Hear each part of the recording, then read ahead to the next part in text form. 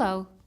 In this video, we will discuss the association agreements between the European Union and three of its eastern partners, Georgia, Moldova, and Ukraine.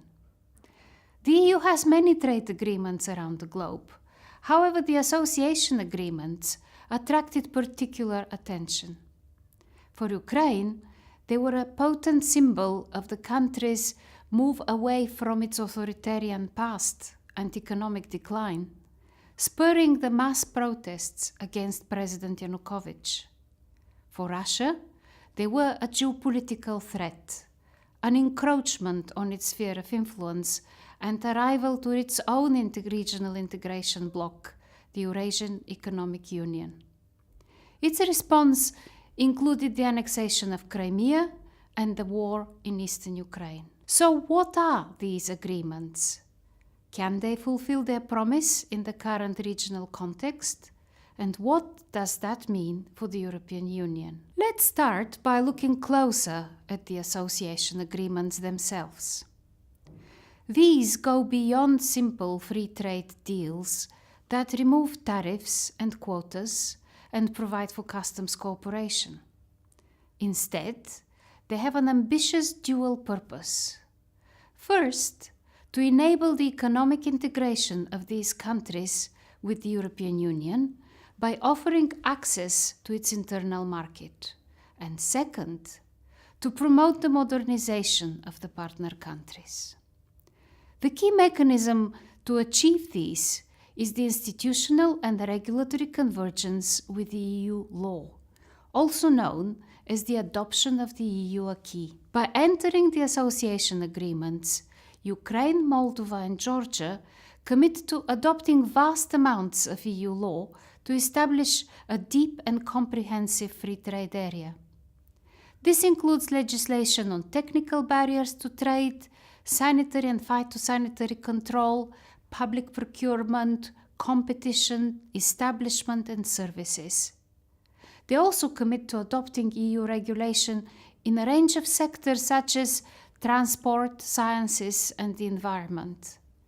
In addition, this legislative process should be accompanied by developing the institutions needed to put them into action.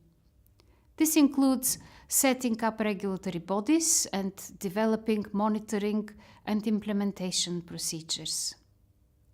This is an agenda for an unprecedented, comprehensive, and radical overhaul of economic governance along EU templates. Yet what our research has shown is that the implementation of these commitments is highly problematic.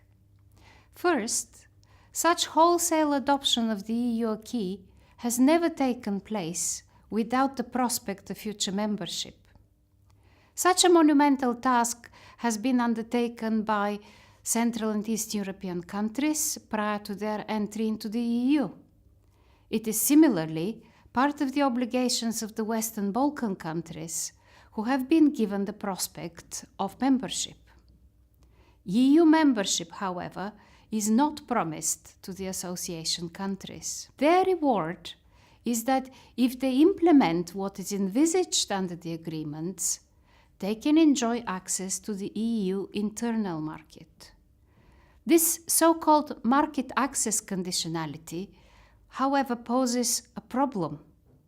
Future access to the EU market is actually dependent on fulfilling the difficult commitment to legal and institutional reform. For the Eastern partners, it amounts to a highly uncertain reward for what is a mammoth task. Some argue that the Eastern partners can also look forward to the modernization of their economies along a proven template. However, what our research shows is that the modernizing credentials of the EU acquis cannot be taken for granted. This is a body of law that has been developed in a fundamentally different socio-economic and negotiating context. Its transformative capacity outside this context is untested. Challenges faced by the association countries, such as eliminating the high levels of poverty in Moldova, have not been on the top of EU's agenda for decades. This takes us to the second problem, that the promise of the association agreements depends on the capacity of the Eastern partners to undertake reform. However, this is a big challenge in Ukraine, Moldova and Georgia. After decades of mismanagement and plundering, their economies are weak. They lack the legislative, administrative and coordination capacity necessary to sustain such complex, long-term reform. For example, in 2018, Ukraine had to implement 144 legal approximation measures in the area of sanitary and phytosanitary standards alone. This requires not only expertise in translating and understanding the technicalities of regulation, but also coordination between the different branches of government and effective legal action. Even then, passing the legislation is only the beginning. Food safety certification, laboratory testing, inspection processes have to be put in place and operated by producers with suitably trained staff. All these measures have very real financial costs. Many of the difficulties in implementation have been taken into account when the agreements were designed and negotiated. For example, there are different timetables for implementation across different sectors.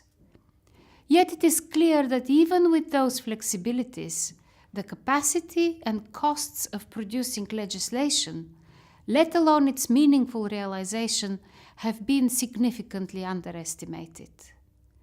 Furthermore, many difficulties could not be easily foreseen when the agreements were originally negotiated.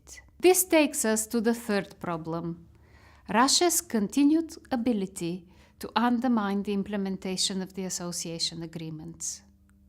Following the signing of Ukraine's agreement with the EU, Russia demanded some fundamental changes to its tariff liberalization commitments, key rules, and institutional setup. These were geopolitical demands, far exceeding any potential damage that the agreement may cause the Russian economy. After failing to prevent the signing of the agreements or alter their nature, Russia turned to a more overtly coercive strategy. In Ukraine, it aims to increase the problems Kiev faces, to weaken state capacity to address them, and plant seeds to affect the commitment to European integration. For example, it has used its military advances in the Crimea region to block shipping, but also extract natural gas resources belonging to Ukraine.